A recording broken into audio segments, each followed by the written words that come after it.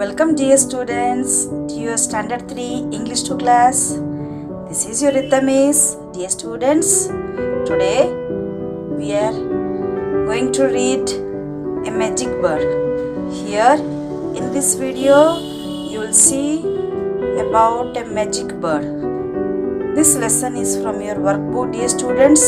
It is a link lesson of golden bird. Please open, dear students.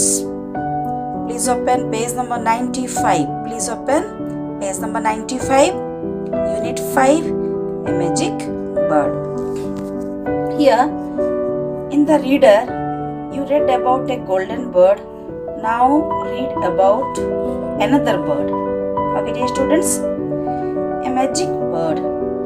Long ago in a forest, there lived a magical bird named Sindhuka. What happened, dear students? Long ago in a forest, there lived a magical bird named Sindhuka. She laid golden eggs. One day, Bhika, a hunter, captured Sindhuka. One day, what happened? Bhika, a hunter, captured Sindhuka. Bhika dreamed, I will sell the golden eggs and become wealthy. Bhika here dreamed that I will sell that golden eggs and I will become wealthy. Wealthy means you are, what dear students? Rich. Then he became worried. Tensed. Worried means tensed. But what if people think that I am stealing money? So he decided to give Sindhuka to the king. So what happened? At last he decided, Bhika decided to give Sindhuka, the bird, to the king. When the king received the magical bird, he was overjoyed, very happy. He told Vidis, his chief courtier. Vidis is his chief courtier. Look after this bird. It will make us the richest kingdom in the world.